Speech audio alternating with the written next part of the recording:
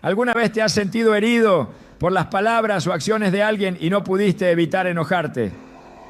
La reacción humana más común ante la ofensa es la ira, pero la Biblia ofrece una alternativa que transforma. En Proverbios 19:11 leemos: la cordura del hombre detiene su furor, y su honra es pasar por alto la ofensa. Este versículo no solo señala un ideal de comportamiento, sino que nos revela una clave espiritual. El dominio propio y el perdón son expresiones de sabiduría divina. Hoy veremos cómo la palabra de Dios nos capacita para vivir libres de enojo, sin importar lo que otros hagan. Te mostraremos cómo cultivar una actitud imperturbable, alineada con el carácter de Cristo, y aprender a responder con paz, en lugar de reaccionar con rabia. ¿Estás listo para entender lo que Dios tiene reservado para ti cuando eliges la mansedumbre sobre la ira? Desde los primeros momentos de nuestra vida hemos sido moldeados por reacciones humanas. Aprendimos a llorar cuando algo no nos gustaba, a gritar cuando nos sentíamos frustrados, a golpear una mesa cuando alguien nos contrariaba. Estas respuestas parecen tan naturales que muchos creen que no hay forma de vivir sin ellas. Pero, ¿y si te dijera que no naciste para vivir dominado por tus emociones? ¿Y si el enojo no es parte de tu verdadera identidad? La Biblia nos presenta una verdad profunda que cambia por completo nuestra perspectiva. El enojo no define quién eres, ni mucho menos quién puedes llegar a ser. Cuando el apóstol Pablo describe el fruto del Espíritu en Gálatas 5, 22 a 23, no menciona el enojo como un atributo del creyente, sino que exalta la paciencia, la mansedumbre y el dominio propio.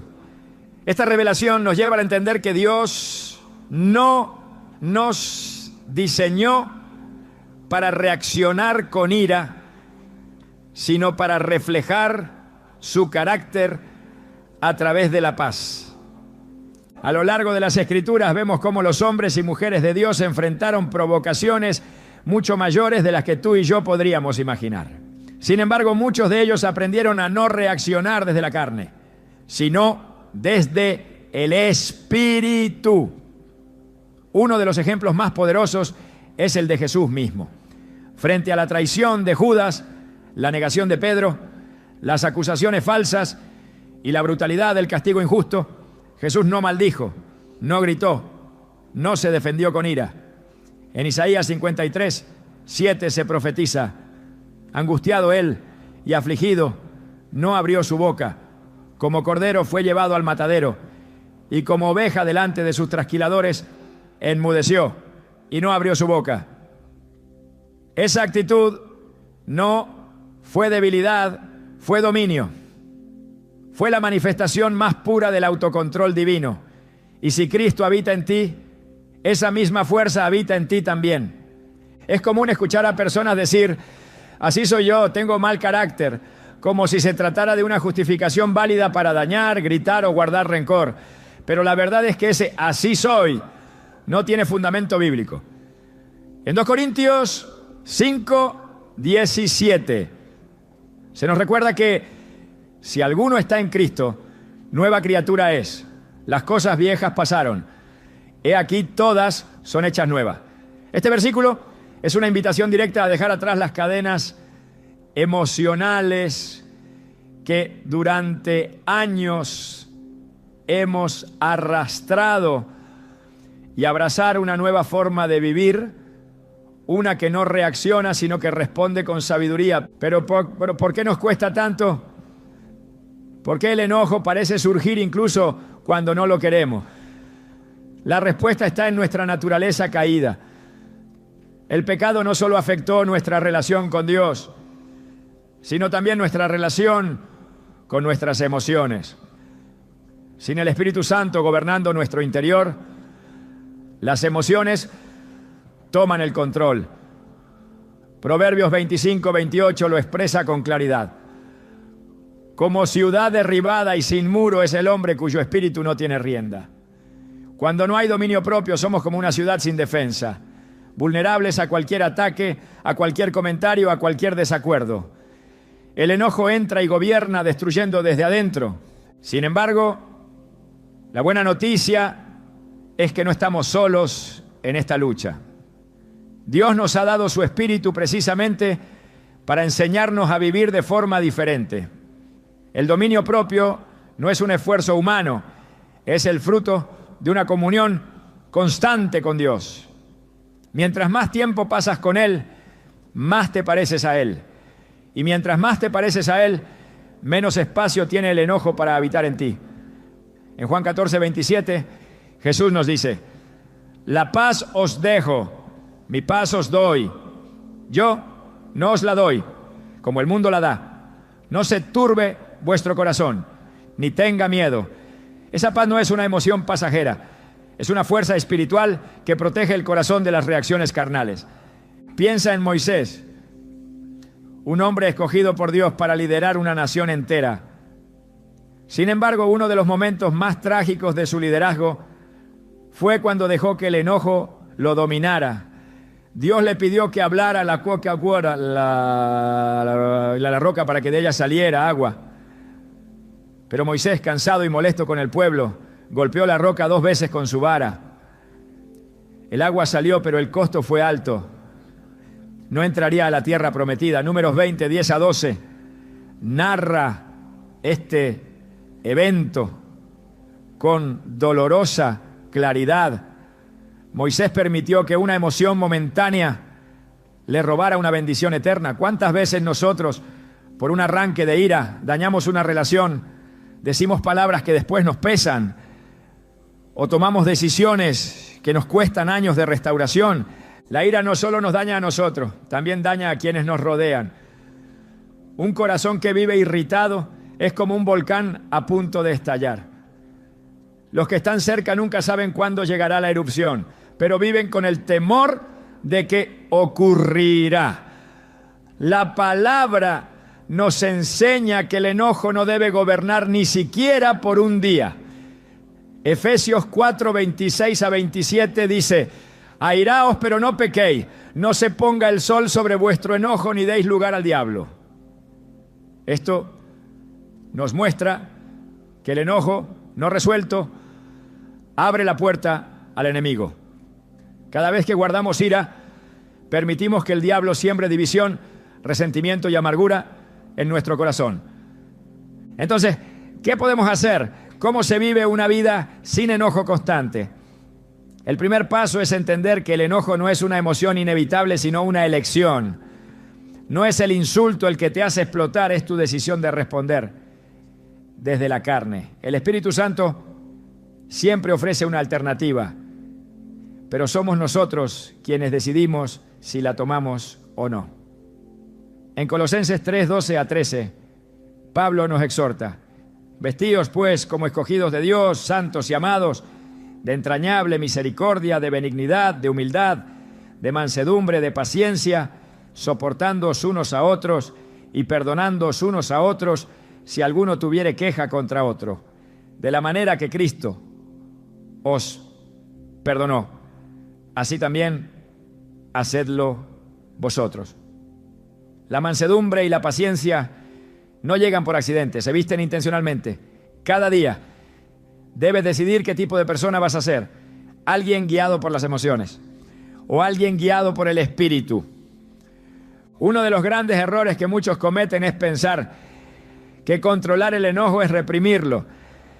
Pero no se trata de hacer fuerza para callar lo que sentimos. Se trata de permitir que Dios transforme lo que sentimos desde la raíz.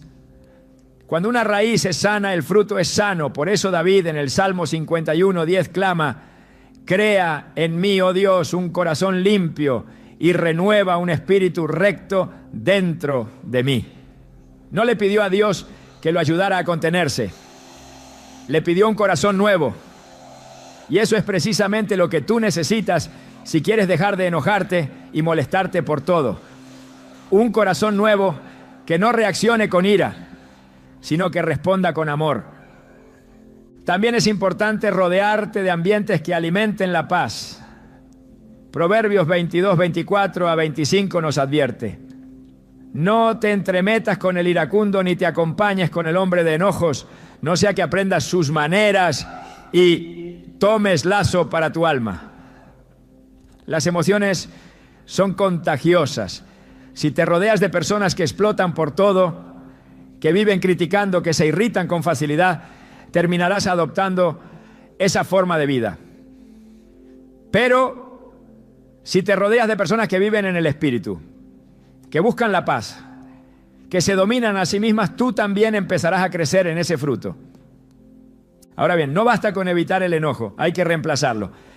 Jesús enseñó esto de forma magistral. En Mateo 5:44 dijo: amad a vuestros enemigos, bendecid a los que os maldicen, haced bien a los que os aborrecen, y orad por los que os ultrajan y os persiguen. Esto es mucho más que no enojarse. Es amar activamente a quienes te hieren. Es responder con el bien ante el mal. Este tipo de respuesta no es humana, es divina.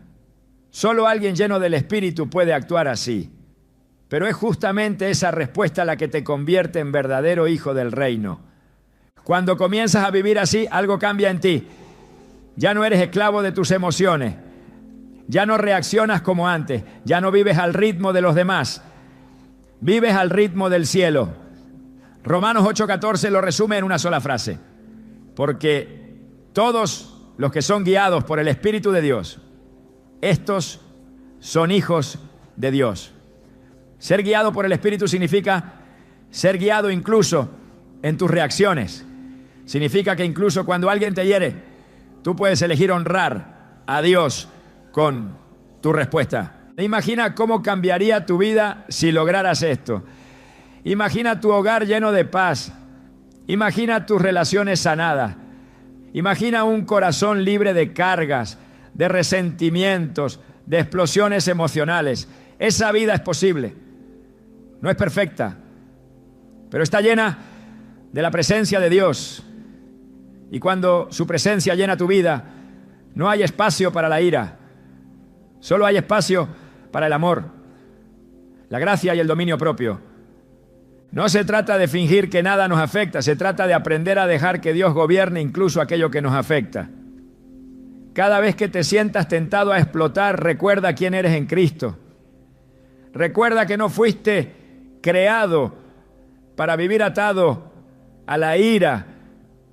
Fuiste creado para reflejar la paz del cielo en la tierra, y esa paz comienza dentro de ti. Cuando el Espíritu Santo gobierna tu corazón, tu boca, tus pensamientos y tus reacciones, el mundo puede estar ardiendo a tu alrededor, pero tú seguirás firme, tranquilo, imperturbable. No porque no sientas, no, sino porque has aprendido a confiar en el que te sostiene. Y así, paso a paso, tu carácter será moldeado. Cada pequeña victoria sobre el enojo será una gran victoria en lo espiritual. Porque no estás solo, Dios está contigo, enseñándote a vivir de una manera nueva, a vivir con dominio, con paz, con gracia. Y cada vez que lo logres, cada vez que elijas no reaccionar, estarás dando un paso más hacia la imagen perfecta de Cristo en ti. Ese es el llamado, esa es la promesa, y esa es la vida que puedes empezar a vivir hoy. El corazón humano tiene una tendencia natural a guardar memoria del agravio. Cuando alguien nos hiere, cuando una palabra injusta se clava en el alma o una acción inesperada rompe la armonía, todo dentro de nosotros clama por justicia, por una respuesta que equilibre la balanza. Pero lo que a menudo se nos escapa es que esa balanza ya fue equilibrada en la cruz. La Biblia no presenta el perdón como una sugerencia suave para tiempos de calma, sino como una orden firme del cielo, un mandato que libera, transforma y protege el alma de ser atrapada por las cadenas invisibles del rencor. Jesús fue claro. En Marcos 11:25 dijo: Y cuando estéis orando, perdonad si tenéis algo contra alguno, para que también vuestro Padre que está en los cielos os perdone a vosotros vuestras ofensas.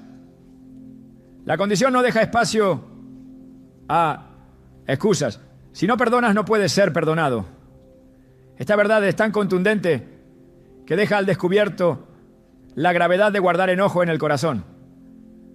No se trata solo de una emoción incómoda, sino de un obstáculo espiritual que impide el fluir de la gracia divina en la vida de quien se rehúsa a soltar la ofensa. El perdón es la herramienta que Dios nos dio para romper con el ciclo perpetuo del enojo. Cada vez que decidimos no perdonar, abrimos la puerta al resentimiento. Y con él vienen la irritabilidad, la amargura, el juicio constante y la falta de paz. En Hebreos 12:15 se nos advierte: mirad bien, no sea que alguno deje de alcanzar la gracia de Dios, que brotando alguna raíz de amargura os estorbe, y por ella muchos sean contaminados.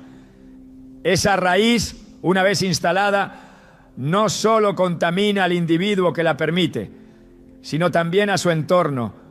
La amargura no permanece pasiva, crece, se expande, infecta relaciones, afecta decisiones y endurece el corazón al punto de volverlo insensible a la voz de Dios.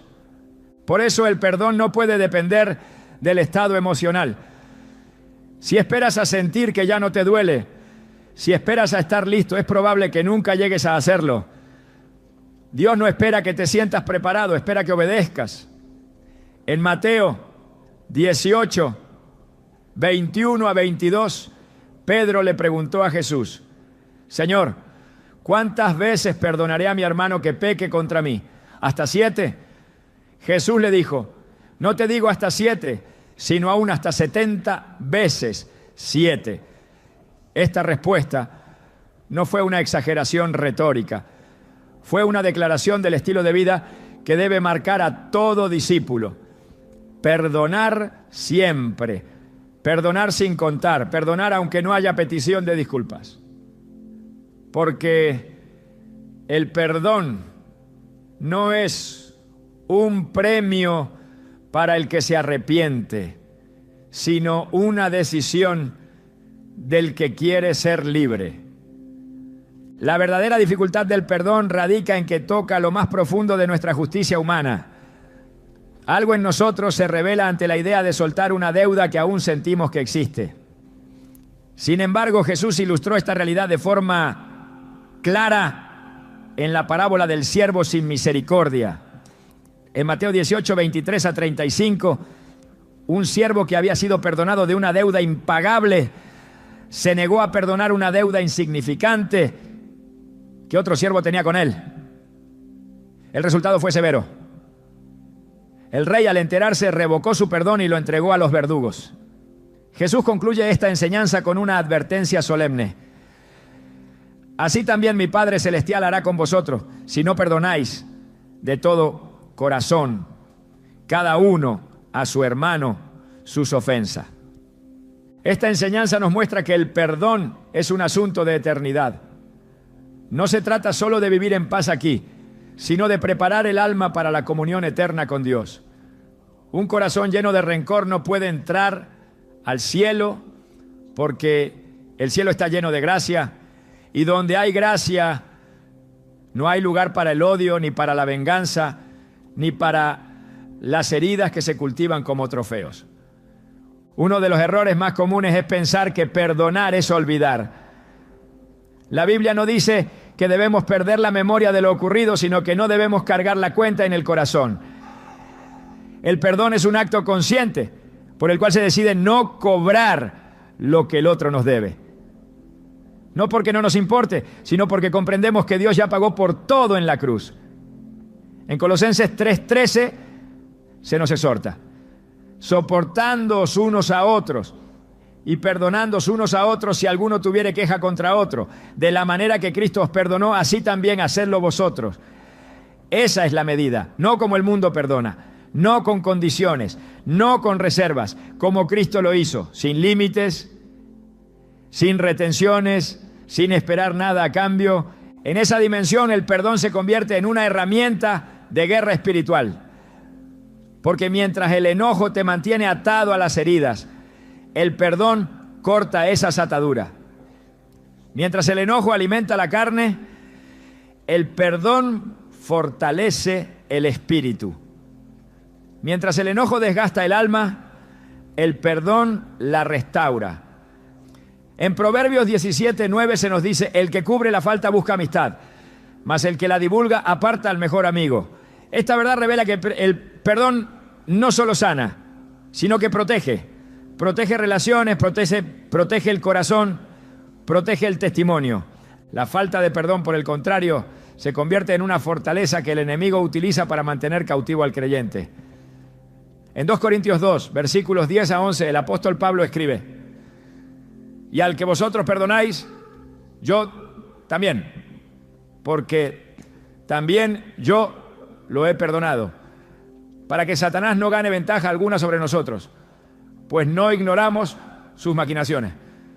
Pablo entiende que cuando retenemos perdón, le damos ventaja a Satanás. Cada vez que alimentamos la ira, el enemigo encuentra terreno fértil para sembrar división, resentimiento y orgullo. Por eso perdonar es un acto de guerra, de obediencia y de sabiduría. El perdón también tiene un impacto directo sobre la oración. Jesús enseñó en Mateo 6:14 a 15: porque si perdonáis a los hombres sus ofensas, os perdonará también a vosotros vuestro Padre Celestial. Mas si no perdonáis a los hombres sus ofensas, tampoco vuestro Padre os perdonará vuestras ofensas. Aquí no hay ambigüedad. Dios establece una conexión directa entre lo que tú haces con los demás y lo que Él hará contigo. Perdonar es una puerta que abre o cierra el acceso a la gracia. No puedes orar con eficacia cuando el corazón está contaminado con enojo. No puedes adorar con libertad cuando aún llevas dentro un juicio no soltado. Una vida sin enojo sostenido empieza con una vida de perdón inmediato. No se trata de negar la ofensa ni de minimizar el dolor. Se trata de reconocer que Dios es juez justo y que tú no necesitas cargar con un peso que solo Él puede manejar. Romanos 12:19 lo dice así: no os venguéis vosotros mismos, amados míos, sino dejad lugar a la ira de Dios. Porque escrito está: mía es la venganza, yo pagaré, dice el Señor. Perdonar no es liberar al otro del juicio. Es reconocer que ese juicio le pertenece a Dios, no a ti. Es confiar en que Él hará justicia, no tú. Vivir en perdón también es una forma de imitar a Cristo. En Lucas 23:34, mientras colgaba en la cruz, rodeado de burlas, sufrimiento y traición, Jesús dijo: Padre, perdónalos porque no saben lo que hacen. En el momento de mayor dolor, Jesús eligió la compasión. No porque no sintiera el sufrimiento, sino porque sabía que el perdón era parte del propósito. Si el Hijo de Dios pudo perdonar en medio del tormento, ¿cómo no habríamos de hacerlo nosotros ante lo cotidiano? Cuando se perdona, el alma se alinea con el cielo. La mente se libera de la obsesión. El corazón se desintoxica del veneno de la amargura. Y el cuerpo mismo experimenta alivio. Porque el perdón también tiene efectos físicos. Un corazón en paz duerme mejor, respira mejor, vive mejor. Pero más allá del bienestar temporal, perdonar es una siembra eterna. Cada vez que sueltas la ofensa, estás sembrando obediencia, confianza y fe. Y esa semilla dará fruto en su tiempo, ¿no? Por eso, no esperes condiciones perfectas para perdonar. No necesitas que el otro cambie, que pida perdón, que repare el daño. Necesitas obedecer, necesitas soltar, necesitas confiar, porque el que no perdona se convierte en prisionero de su propia herida. Pero el que perdona, aun cuando no le pidan perdón, se convierte en un reflejo vivo del corazón de Dios. Y donde habita ese corazón, no hay espacio para el enojo que contamina. Solo hay espacio para la paz que sana. El perdón no es una señal de debilidad, es la evidencia de que Dios reina en tu interior. porque solo el que ha sido tocado por la gracia puede extender gracia. Solo el que ha sido lavado por la sangre puede soltar la deuda ajena. Solo el que ha sido transformado puede elegir responder con amor incluso cuando ha sido herido. Esa es la marca del verdadero discípulo, vivir con un corazón limpio, libre, dispuesto a perdonar, no una vez, sino siempre. Porque esa es la vida que refleja a Cristo. Y esa es la vida que tú fuiste llamado a vivir. Una de las verdades más difíciles de aceptar es que Dios permite ciertas ofensas en nuestras vidas con un propósito más alto de lo que podemos imaginar. Desde la perspectiva humana, el agravio parece una injusticia sin sentido, un ataque que debería haber sido evitado. Pero desde la perspectiva del reino, muchas veces es precisamente a través de las heridas que Dios nos moldea, nos purifica y nos prepara para una dimensión más profunda de propósito. No es casualidad que las personas más usadas por Dios en las Escrituras hayan atravesado tiempos de traición, rechazo y ofensa. Lo que parecía una interrupción en su camino era en realidad el taller donde el carácter estaba siendo afinado. José, el hijo de Jacob, es una figura clave para entender esta verdad espiritual. Vendido por sus propios hermanos, arrancado de su hogar, acusado injustamente, encarcelado sin causa. Todo en su historia parecía ir en dirección opuesta a la promesa que Dios le había revelado en sueños. Sin embargo, en el momento preciso, cuando el hambre azotó la tierra y Egipto necesitaba un hombre sabio para administrar sus recursos, José fue elevado a una posición de autoridad. Desde ese lugar pudo salvar a sus hermanos, al pueblo, y cumplir el propósito de Dios. En Génesis 50:20, él mismo lo declara con claridad: vosotros pensasteis mal contra mí, mas Dios lo encaminó a bien, para hacer lo que vemos hoy, para mantener en vida a mucho pueblo. Esta confesión revela que la ofensa no fue un obstáculo, sino parte del diseño divino. Y mientras José no se enojó ni se amargó, Dios pudo trabajar en él y a través de él. Cuando una persona entiende que las ofensas no son necesariamente ataques sin sentido, sino herramientas permitidas por Dios para su formación, cambia su postura ante el conflicto. Ya no se ve a sí misma como víctima, sino como discípulo en proceso. Romanos 5:3-4 nos da esta perspectiva. Y no solo esto, sino que también nos gloriamos en las tribulaciones, sabiendo que la tribulación produce paciencia. Y la paciencia prueba. Y la prueba, esperanza. Cada vez que soportas la ofensa sin reaccionar con enojo, cada vez que eliges el silencio en lugar de la represalia, estás participando de un proceso de refinamiento espiritual que no se consigue por otros medios. La naturaleza humana busca evitar el dolor, pero el carácter de Cristo se forma en medio de él. El enojo surge cuando no entendemos que la incomodidad presente puede ser el instrumento de Dios para desarrollar la paciencia, la humildad y la compasión. Hebreos 12:11 lo confirma.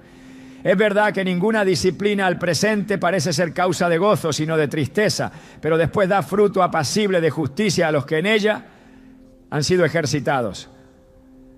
Esta disciplina no siempre viene de Dios directamente, muchas veces viene disfrazada de conflicto interpersonal.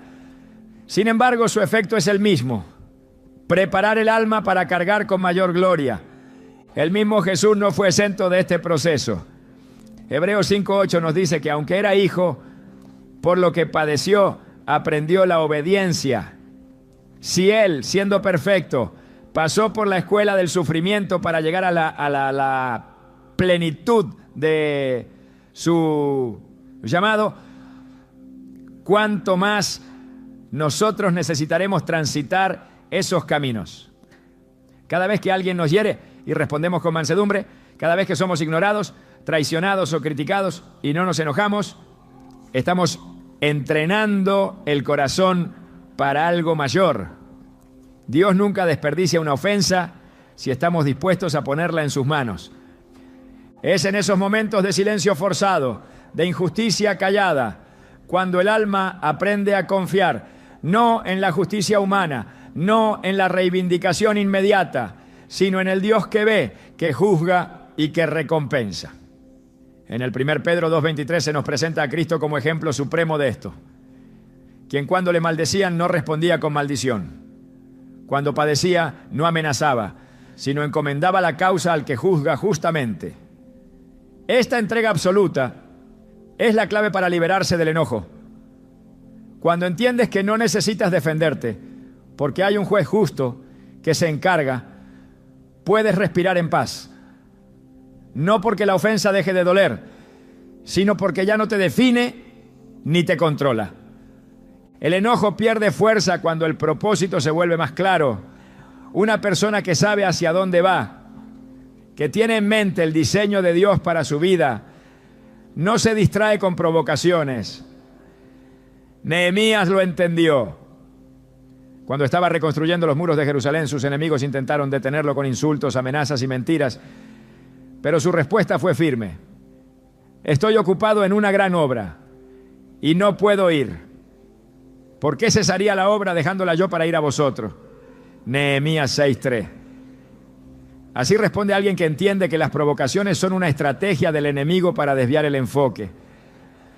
Cada vez que entras en una discusión innecesaria, cada vez que el enojo te roba la paz, deja la obra para responder al provocador. Y eso es precisamente lo que el adversario quiere. No se puede crecer en el llamado de Dios sin aprender a recibir la ofensa sin enojarse. Es imposible cargar con autoridad espiritual si cualquier crítica te desequilibra. El liderazgo en el reino no se mide por la capacidad de hablar, sino por la capacidad de resistir sin perder la esencia. En 2 Timoteo 2:24 a 25, Pablo instruye, porque el siervo del Señor no debe ser contencioso, sino amable para con todos, apto para enseñar, sufrido, que con mansedumbre corrija a los que se oponen. Esa combinación de firmeza y dulzura solo nace cuando el corazón ha sido tratado por Dios en medio del conflicto. Cada proceso de ofensa que no se responde con ira se convierte en un peldaño hacia un nivel más alto de autoridad, porque el que domina su espíritu es mayor que el que toma una ciudad. Así lo afirma Proverbios 16:32. Mejor es el que tarda en airarse que el fuerte, y el que se enseñorea de su espíritu, que el que toma una ciudad. La verdadera fuerza espiritual no está en la capacidad de hablar, gritar o discutir, sino en el dominio de sí mismo ante la provocación. Y eso solo se logra cuando se entiende que las batallas más importantes no se libran con la boca, sino en el corazón. Dios está más interesado en tu carácter que en tu comodidad. Cada ofensa que no entiendes es una oportunidad para que te acerques más a su voluntad. En Santiago 1:2-4, la Escritura nos llama a mirar estas pruebas con otra óptica. Hermanos míos, tened por sumo gozo cuando os halléis en diversas pruebas, sabiendo que la prueba de vuestra fe produce paciencia. Mas tenga la paciencia su obra completa, para que seáis perfectos y cabales, sin que os falte cosa alguna. Esa perfección no es ausencia de errores, sino madurez espiritual, la capacidad de vivir como Cristo vivió, de amar como Él amó, de responder como Él respondió. Es ahí donde el enojo pierde su poder. No porque no haya provocaciones, sino porque ya no tienen acceso al alma. No porque no duelan las palabras, sino porque ya no entran al corazón sin ser filtradas por la presencia de Dios. Filipenses 1:29 añade una dimensión aún más profunda a esta verdad. Porque a vosotros os es concedido a causa de Cristo, no solo que creáis en Él, sino también que padezcáis por Él. El padecimiento, cuando se vive con fe, se convierte en privilegio. Y cuando se entiende esto, se deja de pelear por tener razón y se empieza a vivir para reflejar al Rey. Este tipo de vida no se alcanza con fuerza humana. Requiere una transformación interna profunda, una mente renovada por la palabra, un espíritu lleno del Espíritu Santo. En Romanos 12:2 se nos exhorta: no os conforméis a este siglo, sino transformaos por medio de la renovación de vuestro entendimiento, para que comprobéis cuál sea la buena voluntad de Dios, agradable y perfecta. Solo cuando tu mente cambia, tus reacciones cambian. Solo cuando ves la ofensa como una oportunidad, puedes responder con mansedumbre. Solo cuando entiendes que todo coopera para tu bien, eliges la paz por encima de la pelea. Nada de lo que sucede en tu entorno escapa del control de Dios. Ni una palabra, ni una traición, ni una injusticia. Cada una de esas cosas puede ser usada por el cielo para impulsarte hacia tu destino si no permites que el enojo te desvíe.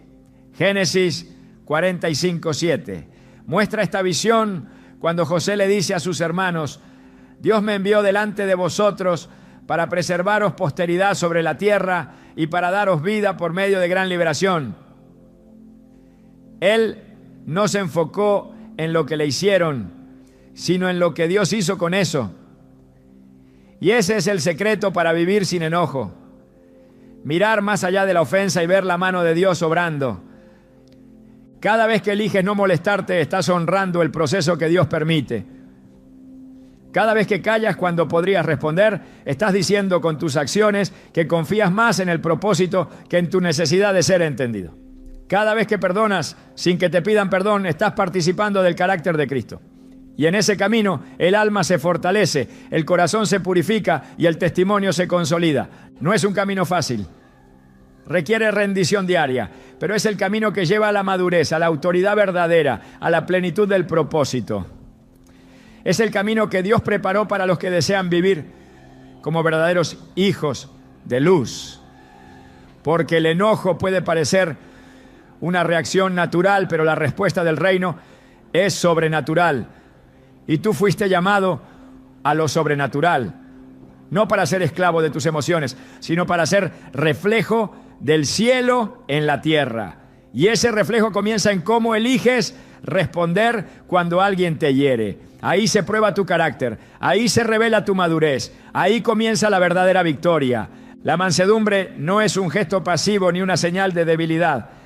A los ojos del mundo, quien no responde, quien guarda silencio, quien soporta sin replicar, es considerado débil. Pero en el reino de Dios, ese comportamiento revela una fuerza interior que no todos poseen. La mansedumbre no es el vacío de carácter, sino la plenitud del dominio propio. Es una virtud que refleja el corazón del Padre y revela a Cristo en quien la practica.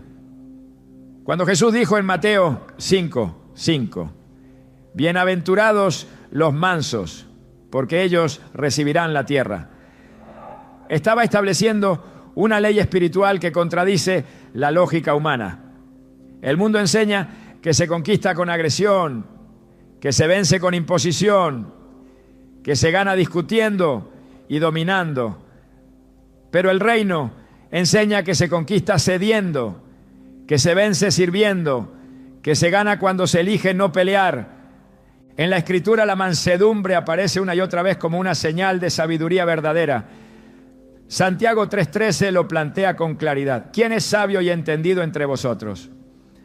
Muestre por la buena conducta sus obras en sabia mansedumbre. Esa frase es una llamada a revisar no lo que decimos, que no, sino cómo lo decimos.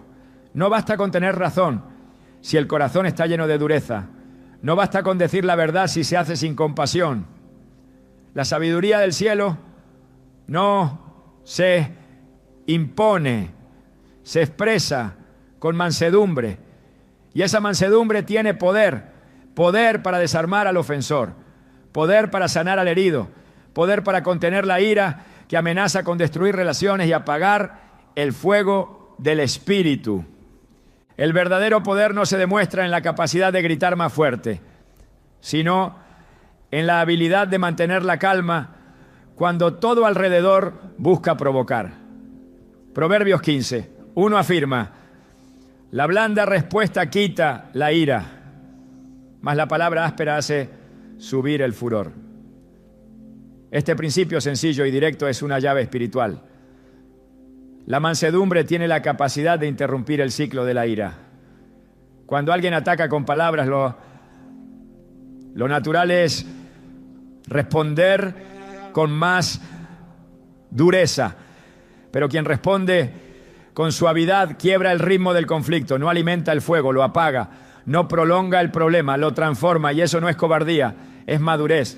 La reacción instintiva nace de la carne, pero la respuesta mansa nace del espíritu.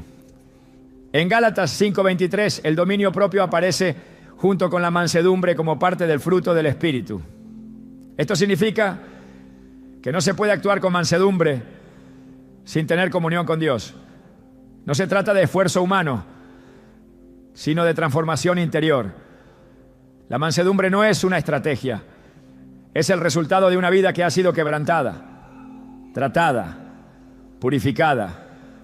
Una vida que ya no necesita probar nada, que ha comprendido que su identidad no está en lo que dice, sino en lo que refleja. El poder del reino siempre ha estado escondido en lo que el mundo desprecia. En la cruz, el mayor acto de victoria se presentó como el momento de mayor debilidad.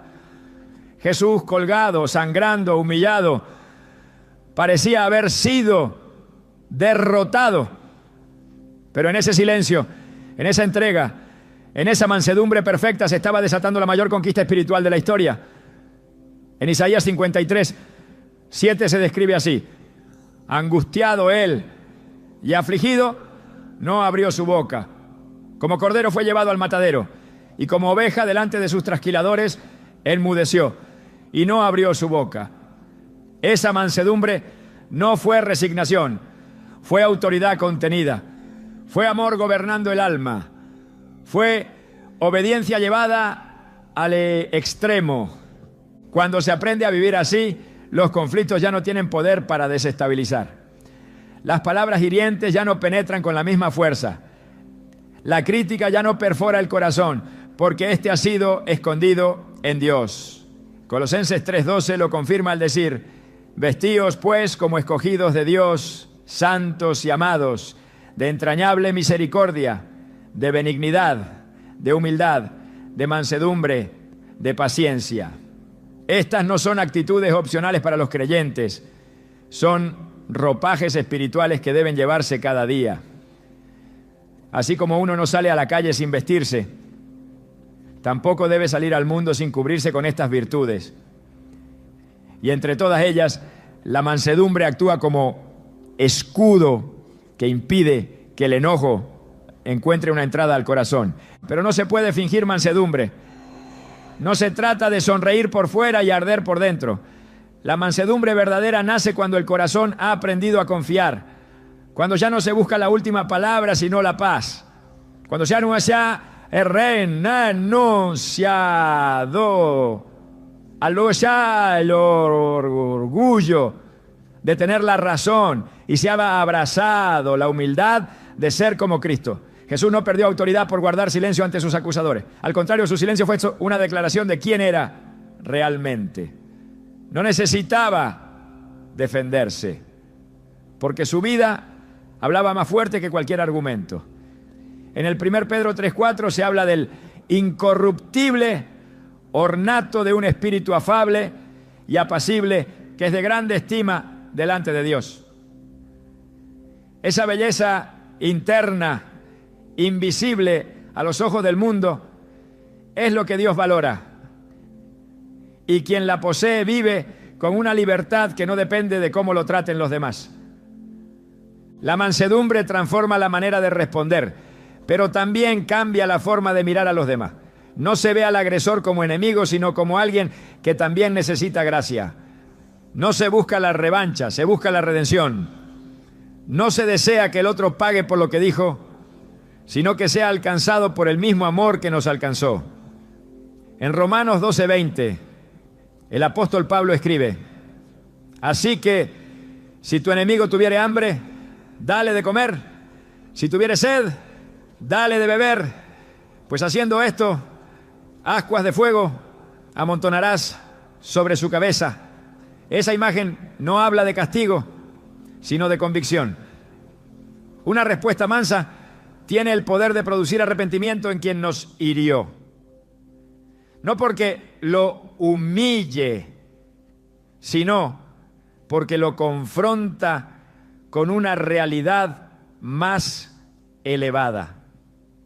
Es por eso que el enemigo odia la mansedumbre, porque sabe que quien la practica se vuelve incontrolable para él. Una persona impulsiva es fácil de manipular. Basta una palabra mal dicha, una mirada de desprecio, un gesto de rechazo y se desata la reacción esperada. Pero alguien que ha sido tratado en lo íntimo, que ha aprendido a dominar su espíritu, se vuelve una amenaza para el infierno. Ya no responde según la carne, ya no pelea como los demás, ya no se deja arrastrar por la corriente emocional. Vive por el espíritu y el fruto de esa vida es paz, gozo, firmeza, autoridad verdadera. No se puede avanzar en el propósito de Dios sin este fruto. La mansedumbre es el puente entre el conocimiento y la sabiduría, entre la fe y la madurez, entre el llamado y la manifestación del carácter de Cristo. En 2 Timoteo 2, 24 a 25, Pablo escribe: porque el siervo del Señor no debe ser contencioso, sino amable para con todos, apto para enseñar, sufrido, que con mansedumbre corrija a los que se oponen. Esta instrucción revela que incluso la corrección, cuando viene del cielo, debe pasar por el filtro de la mansedumbre. Porque lo que transforma no es el tono fuerte, sino el espíritu quebrantado. No es la dureza del juicio, sino la compasión que lo sustenta. Vivir con mansedumbre no es aislarse del conflicto, es entrar en él con otro espíritu. No es evadir la confrontación, es saber cuándo hablar y cuándo callar. No es resignación ante la injusticia, es confiar en el Dios justo que ve más allá de lo que nosotros podemos ver. Es vivir con la certeza de que no se pierde nada al ceder el paso, al guardar silencio, al responder con suavidad, porque cada vez que se elige la mansedumbre se está sembrando algo eterno. Y todo lo que se siembra en el Espíritu dará fruto en su tiempo. Esta forma de vivir requiere convicción, requiere renunciar al deseo de dominar, al impulso de responder, al afán de controlar. Pero también abre la puerta a una libertad que el mundo no puede dar, una libertad que no depende de que todo esté bien afuera, porque ha sido conquistada por dentro. Filipenses 4:5 lo expresa así: vuestra gentileza sea conocida de todos los hombres, el Señor está cerca. Esa gentileza no es una apariencia superficial, es la expresión de un corazón en paz, y esa paz es la evidencia de una vida gobernada por el Espíritu. Nada desarma tanto como una respuesta suave, nada habla más fuerte que el silencio cargado de gracia. Nada refleja más a Cristo que una actitud que decide amar en lugar de reaccionar. La mansedumbre no es un adorno opcional, es el testimonio vivo de que ya no vivimos nosotros, sino que Cristo vive en nosotros. Y donde Él reina, no hay lugar para la ira, ni para el orgullo, ni para la necesidad constante de defenderse. Cuando se abraza esta verdad, el conflicto ya no produce tormenta. Las provocaciones pierden su filo. Las palabras no provocan heridas profundas, porque el alma está anclada en la roca. Y desde esa estabilidad sin duda se puede vivir sin estar a merced del comportamiento de los demás. No porque no se sienta, sino porque se ha aprendido a filtrar todo a través del amor. Y ese amor todo lo sufre, todo lo cree, todo lo espera, todo lo soporta.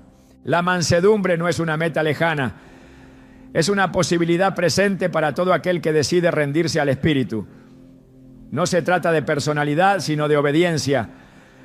No depende de cómo fuiste criado, sino de cuánto estás dispuesto a ser transformado. No nace de la pasividad, sino del fuego interno que ha aprendido a contenerse para brillar con más intensidad. Porque la luz no necesita ruido para iluminar, solo necesita permanecer encendida. Y la mansedumbre es esa luz suave, pero imparable, que ilumina aún en medio de la oscuridad más densa. Ese es el llamado. No a vivir según las emociones, sino según el Espíritu. No a responder según la carne, sino según el carácter de Cristo. No a ser vencido por el mal, sino a vencer el mal con el bien. Porque esa es la victoria verdadera. No la que se grita, sino la que se vive en silencio. No la que se impone, sino la que se mantiene firme, sin necesidad de palabras. Esa victoria está reservada para los mansos. Y ellos, no los fuertes de este mundo, heredarán la tierra. Hay quienes piensan que para vivir en paz es necesario cambiar de entorno, alejarse de ciertas personas o esperar que el mundo se acomode a sus expectativas. Creen que el enojo desaparecerá cuando los demás sean más comprensivos, más cuidadosos, más amables. Sin embargo, esa visión es completamente opuesta a lo que enseña la palabra de Dios. La verdadera paz no depende de lo que sucede afuera, sino de lo que habita adentro.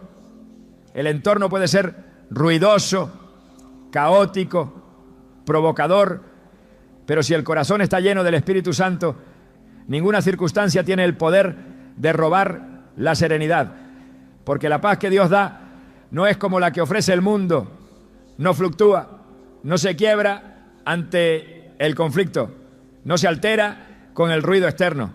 Es una paz que trasciende, que permanece, que protege. Filipenses 4:7 lo afirma con autoridad. Y la paz de Dios, que sobrepasa todo entendimiento, guardará vuestros corazones y vuestros pensamientos en Cristo Jesús. Cuando se comprende esta verdad, el enojo deja de ser una reacción inevitable, porque ya no se está a merced de los demás, ya no se vive dependiendo del comportamiento ajeno, ya no se necesita que las condiciones sean perfectas para mantener el alma en calma, porque el alma ha aprendido a encontrar su estabilidad en una fuente que no cambia. El Espíritu Santo no solo consuela, también gobierna. No solo acompaña, también instruye. Y su presencia constante es lo que convierte a un creyente en alguien imperturbable, incluso en medio del conflicto más intenso. Jesús lo enseñó claramente en Juan 14:27. Antes de partir dijo a sus discípulos: la paz os dejo, mi paz os doy. Yo no os la doy como el mundo la da. No se turbe vuestro corazón ni tenga miedo. Esta declaración es una promesa, pero también un mandato. No se trata de una paz circunstancial, sino de una posesión interior. Él no dijo que todo estaría en orden alrededor, sino que había dejado en ellos algo que nadie podría quitar. El mandato es claro: no dejar que el corazón se turbe. Y eso implica una decisión. No se trata de controlar las emociones por la fuerza, sino de rendirlas a la autoridad del Espíritu. Porque donde Él reina, el enojo no puede establecerse. El problema no está en las provocaciones, sino en cómo se responden. Las provocaciones no se pueden evitar, pero sí se puede decidir desde qué lugar interior se reacciona. Romanos 8:6 explica esta dinámica espiritual. Porque el ocuparse de la carne es muerte, pero el ocuparse del Espíritu es vida y paz. El enojo nace cuando la mente está enfocada en la carne, en el yo, en el orgullo herido, en la necesidad de tener razón. Pero cuando la mente está enfocada en el Espíritu, la respuesta cambia. Ya no se busca el conflicto, sino la armonía. Ya no se reacciona con furia, sino con sabiduría. Porque la paz no es el resultado de lo externo, sino la evidencia de una vida gobernada desde lo alto. La Escritura no solo presenta la paz como un fruto, sino como una garantía para quienes caminan conforme a la voluntad de Dios. Isaías 26:3 lo expresa con precisión. Tú guardarás en completa paz a aquel cuyo pensamiento en ti persevera, porque en ti ha confiado. Esta paz completa no es fragmentaria ni condicionada, es continua, firme, sólida, y la clave está en la mente. Quien fija sus pensamientos en Dios, quien no se deja arrastrar por la ofensa, por la crítica o por el ruido emocional del entorno, experimenta una estabilidad que el mundo no puede comprender ni imitar. No porque ignore el conflicto, sino porque ha elegido no ser parte de él. El enemigo lo sabe, sabe que si logra alterar la paz del creyente, debilita su discernimiento, apaga su gozo, contamina su testimonio. Por eso utiliza personas, palabras, actitudes y situaciones para provocar irritación, para sembrar molestias, para activar la carne. Pero el creyente que está lleno del Espíritu no reacciona desde la carne, sino que responde desde la naturaleza divina. En 2 Pedro 1, 3-4 se nos recuerda que por medio de las promesas divinas llegáis a ser participantes de la naturaleza divina, habiendo huido de la corrupción que hay en el mundo a causa de la concupiscencia. Esa participación en la naturaleza de Dios no es algo simbólico, es real y se evidencia en la forma en que se manejan las emociones, en la manera de vivir, de hablar, de tratar a los demás. La paz no es una teoría, es una manifestación concreta de que Dios gobierna el interior. Cuando se camina con el Espíritu, ya no se depende de que el ambiente sea favorable, ya no se exige que los demás cambien para estar bien. Se ha entendido que la victoria no está en ganar una discusión, sino en no perder la paz. Y eso solo se logra cuando el interior ha sido disciplinado por la palabra. En Colosenses 3:15 se presenta un principio esencial. Y la paz de Dios gobierna en vuestros corazones, a la que asimismo fuisteis llamados en un solo cuerpo. Y sed agradecidos. No se trata solo de tener paz, sino de permitir que ella gobierne. Es decir, que dirija las decisiones, que influya en las reacciones, que marque el tono de cada respuesta. La paz no debe ser un accesorio ocasional, sino una autoridad permanente, ¿no? Este gobierno espiritual transforma la forma de interpretar lo que sucede alrededor. Ya no se toma todo como ataque personal, ya no se responde desde la susceptibilidad. Se empieza a ver a las personas y a las circunstancias con ojos redimidos. Se reconoce que muchas veces el otro actúa desde su propio dolor, desde su confusión, desde su ceguera. Y eso despierta compasión, no enojo, porque el que está lleno del Espíritu no se irrita fácilmente. Como dice 1 Corintios 13:5, el amor no hace nada indebido, no busca lo suyo, no se irrita, no guarda rencor. Ese amor no es emocional, es espiritual. Es el amor de Dios derramado por el Espíritu en el corazón de los que creen. Y ese amor produce paz. Cuando el corazón ha sido entrenado en esta dimensión, el conflicto ya no tiene el mismo efecto. Se pueden escuchar palabras duras sin que penetren como antes. Se pueden enfrentar desacuerdos sin levantar la voz. Se puede caminar entre provocaciones sin perder el equilibrio. Porque la raíz del alma está enraizada en algo más profundo. Salmo 119, 165 declara: mucha paz tienen los que aman tu ley, y no hay para ellos tropiezo. No se tropieza cuando se está afirmado en la palabra, no se cae cuando el corazón se ha rendido a la autoridad del cielo. Y por eso el enojo ya no encuentra dónde alojarse. Esto no significa indiferencia ni pasividad.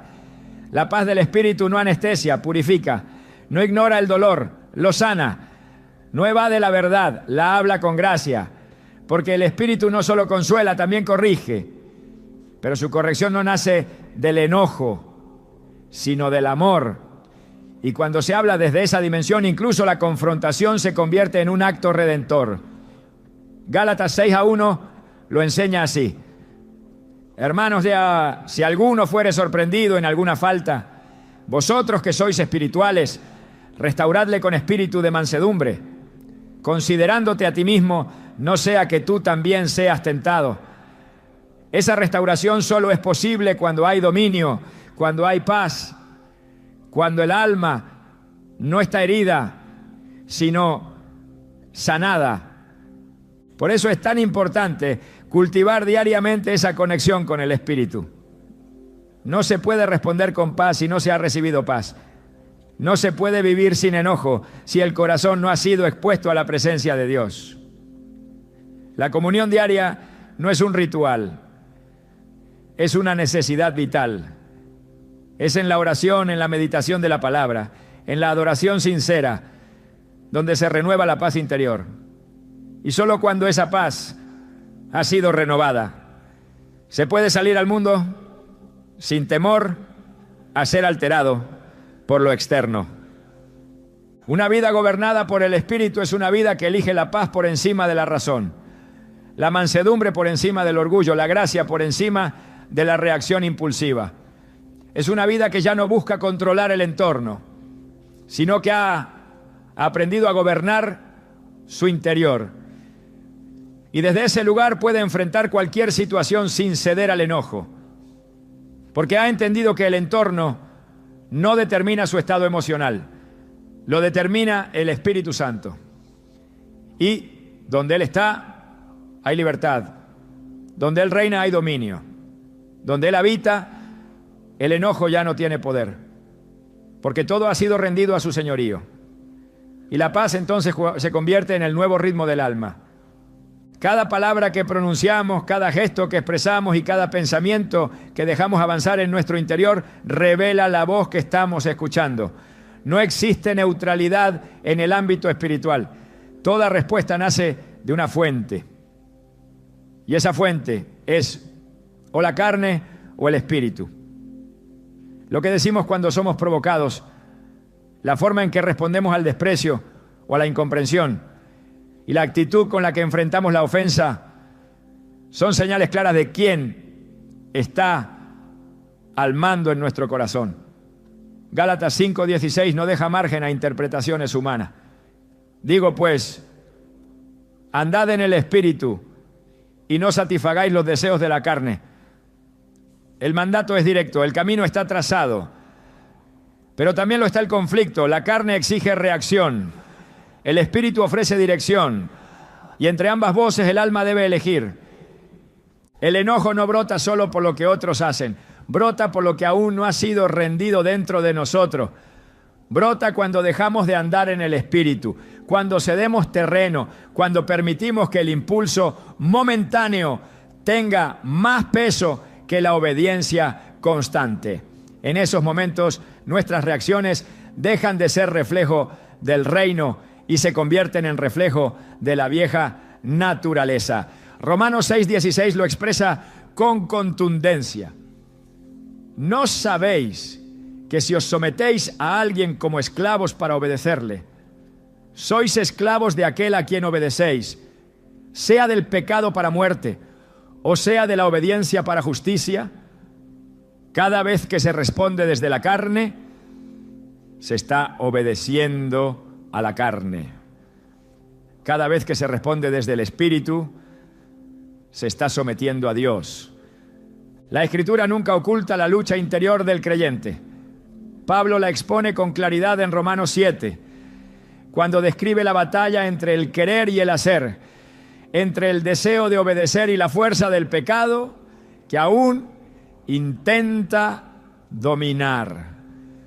Pero también ofrece la salida. Romanos 8:13 declara: porque si vivís conforme a la carne, moriréis.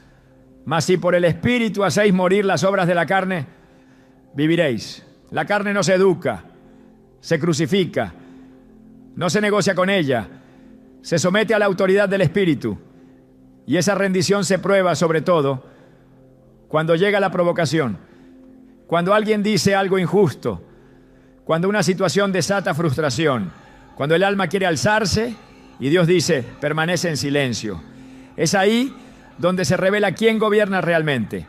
Jesús no enseñó teorías, vivió cada una de las verdades que proclamó. En Mateo 26, durante su arresto, uno de sus discípulos reaccionó con violencia y cortó la oreja del siervo del sumo sacerdote. La reacción era comprensible, pero Jesús, firme en su propósito y lleno del Espíritu, le dijo, vuelve tu espada a su lugar, porque todos los que tomen espada, a espada perecerán. Esa respuesta fue la manifestación de un corazón gobernado por el cielo. No había confusión, no había ira, solo una decisión inquebrantable de no ceder al impulso humano, sino de mantenerse alineado al plan divino. El Espíritu Santo no suprime las emociones, las redirige, no anula la personalidad, la purifica, no calla la voz del alma, la ordena bajo el señorío de Cristo. Por eso, cuando se camina con Él, cada palabra empieza a ser medida, cada pensamiento filtrado, cada respuesta tratada antes de salir. No se responde automáticamente, se responde espiritualmente, porque lo que está en juego no es solo una reacción aislada, sino el testimonio que se proyecta, la autoridad que se manifiesta, el reino que se representa. Gálatas 5:24 dice, pero los que son de Cristo han crucificado la carne con sus pasiones y deseos. Esa crucifixión no es un evento del pasado, es un ejercicio diario. Cada día el creyente debe decidir a quién servirá.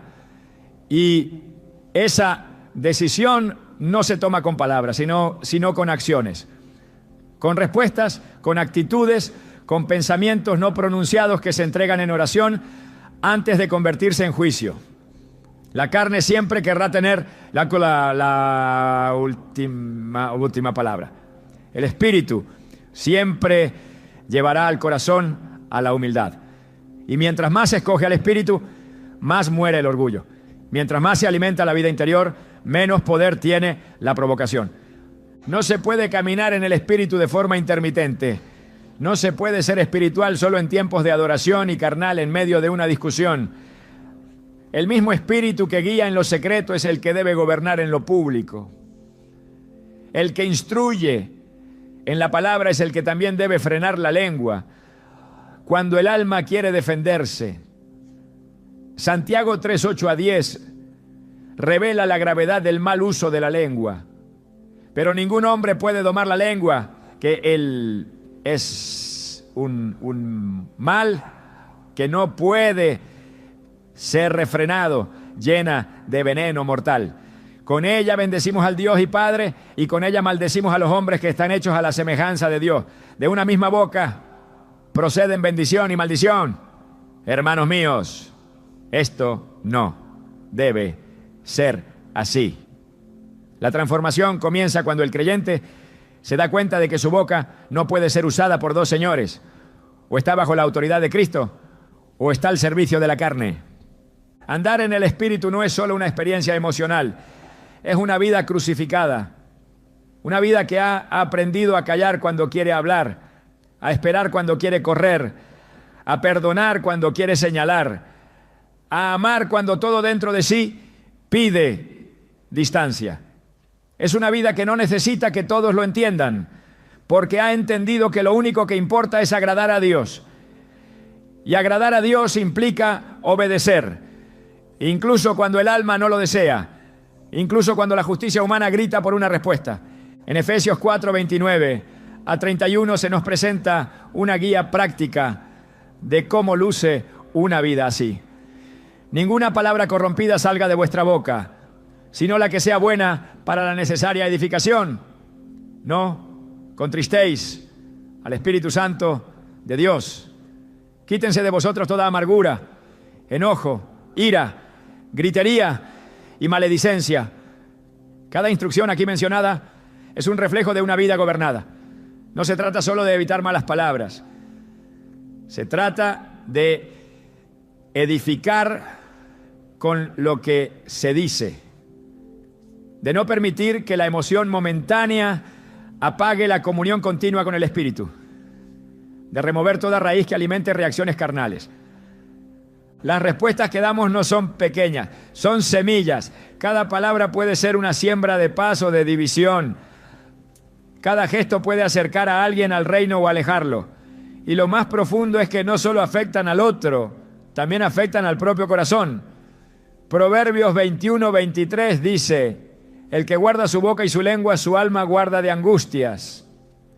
La protección no es solo para los demás, es para uno mismo.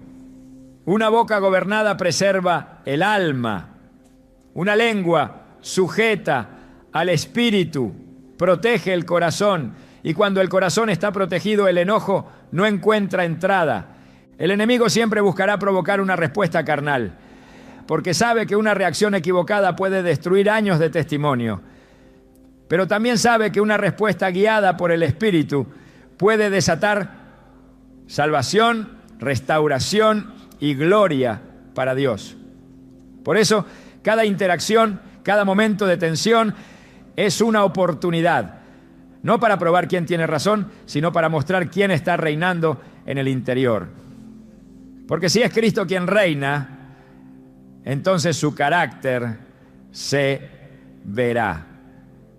Y su carácter nunca responde con enojo, nunca se deja arrastrar por la carne, nunca pierde el control. Caminar en el Espíritu es elegir conscientemente rendir cada área. No se trata solo de orar, se trata de obedecer cuando la oración termina. No se trata solo de leer la palabra, se trata de dejar que la palabra transforme la manera de pensar, de hablar, de actuar. Y en esa transformación, el enojo se vuelve extraño, innecesario, incompatible con la nueva naturaleza. Cada día, el creyente debe decidir a quién servirá, no con discurso, sino con silencio, no con promesas, sino con reacciones, no con aspiraciones, sino con hechos, porque el reino de Dios no consiste en palabras, sino en poder. Y ese poder se manifiesta cuando alguien decide obedecer al Espíritu, incluso cuando todo en su carne pide lo contrario. Ese es el verdadero dominio, no el que se impone con fuerza, sino el que se sujeta por amor. No el que grita para callar al otro, sino el que calla para oír la voz de Dios. Ahí se revela la madurez, ahí se manifiesta el reino, ahí se glorifica al Padre, porque cada respuesta revela a quién se está sirviendo. Y solo uno es digno de ser obedecido, solo uno puede transformar el alma, solo uno puede llevar a vivir una vida donde el enojo ya no encuentra lugar, donde la carne ha sido crucificada, donde el Espíritu ha tomado el trono y donde cada palabra, cada gesto y cada silencio gritan sin necesidad de sonido que Cristo vive, reina y gobierna. Vivir sin enojarse nunca con nadie no es solo una meta emocional, es una conquista espiritual que redefine nuestra relación con Dios, con nosotros mismos y con los demás. No se trata únicamente de controlar impulsos, sino de permitir que el corazón sea habitado por una presencia tan constante y tan profunda, que ninguna provocación tenga fuerza para desplazarla. El verdadero secreto no está en cuánto dominas tu carácter, sino en cuánto espacio le has cedido al Espíritu para que Él gobierne por completo. El enojo pierde terreno cuando Cristo lo ocupa todo, porque cuando Él llena tus pensamientos, tus gestos y tus silencios, no hay lugar para la ofensa, solo para la gloria. Esta transformación no comienza en la boca, comienza en el altar. Es allí donde se rinde el derecho a reaccionar y se abraza el privilegio de reflejar a Cristo en cada encuentro. No es una vida de represión, es una vida de redención. No es una vida sin emociones, es una vida con emociones redimidas. Y cuando decides vivir así, la paz deja de ser una aspiración para convertirse en tu nueva naturaleza. Porque quien está en Cristo no solo ha sido perdonado, también ha sido capacitado para vivir de manera sobrenatural.